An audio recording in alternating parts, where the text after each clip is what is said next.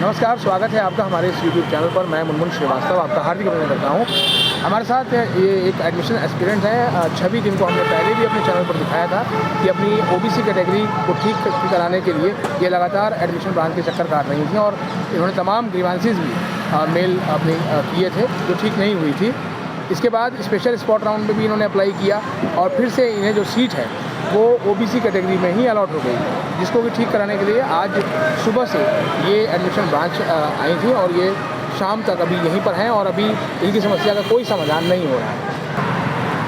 मुझे special spot round से पहले भी 2 कॉलेज अलॉट किए गए थे जो ओबीसी कैटेगरी के अंदर थे।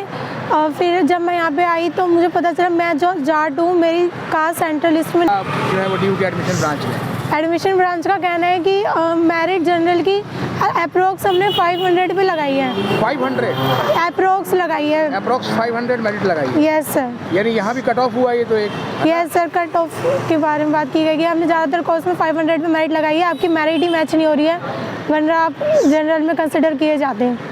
तो मतलब ये कैसे पता चलेगा कि कितने मेरिट वाले को जो है वो सीट मिली है? ऐसा कुछ पूछा आपने? यस सर, क्योंकि जब मैं यहाँ पे एडमिशन ब्रांच में पहले भी 1-1.5 महीने से आ रही हूँ, मुझे यहाँ पे एक लड़की मिली जो कि अपनी पेमेंट से रिलेटेड ग्रीवेंस लेके आई थी। उसके 238 मार्क्स थे, वो जूलॉजी ऑनर्स कोर्स दे रखा था, लेकिन अब मेरे मार्क्स जनरल कैटेगरी से बिलोंग करती थी। अब इनका कहना है कि हमने हाई मेरिट लगा रखी है इसलिए आपका नहीं आ रहा है। हाई मेरिट की वजह से आपका नंबर नहीं आ रहा है? इससे इनका यही कहना है कि हाई मेरिट की वजह से नंबर नहीं आ रहा है। अच्छा, सीटें खाली हैं, स्पॉट राउंड चल रहा है, 31 दिसंबर के बाद जो है वो कोई एडमिशन नहीं होगा, लेकिन जो है वो ये कहा जा रहा है कि आप मेरिट में नहीं आ रहे हैं। यस सर, साल का आखिरी राउंड चल रहा है। स्पेशल स्पॉट राउंड होता किस लिए है? बच्चों को सीट देने के लिए, जो सीट बची हुई है। और मैं तो कॉलेजेस भी ये नहीं कर रही हूँ कि मुझे नॉर्थ या साउथ के दो, मुझे कोई भी कॉलेजेस दे दो, बस मुझे मेरी पढ़ाई नहीं रुकनी चाहिए, यही मेरी रिक्वेस्ट है ड्यू से। आपने जो मेल भेजे थे, आपने बताया कि आपने ड्यू के वीसी सिंह को भी मेल भेजा था। यस ठीक है, तो वहाँ से कोई जवाब आया? नो सर, किसी भी मेल का कोई भी रिप्लाई नहीं आया है। मैंने UG admission grievance committee, VC से रजिस्ट्रार सबको मेल भेजे है, कोई रिप्लाई नहीं आया किसी भी मेल का। कहीं से जवाब नहीं आया? नो सर, किसी भी मेल का कोई भी रिप्लाई नहीं आया है। तो अभी जो आपको सीट अलॉट हुई है, ठीक है, वो उसमें कहा, इन्होंने क्या कहा है कि आप उसे एक्सेप्ट करो या फिर ये रिजेक्ट हो जाएगा? सर, इनका कहना है ये तो रिजेक्ट हो ही गई अगर आपके पास नहीं है ओबीसी सेंट्रल लिस्ट का। अब मेरा ये वाला भी कॉलेज गया, प्लीज़ मेरे को कोई ना कोई सीट दे दीजिए अनरिजर्व कैटेगरी के अंदर, ताकि मेरा साल बर्बाद ना जाए प्लीज़।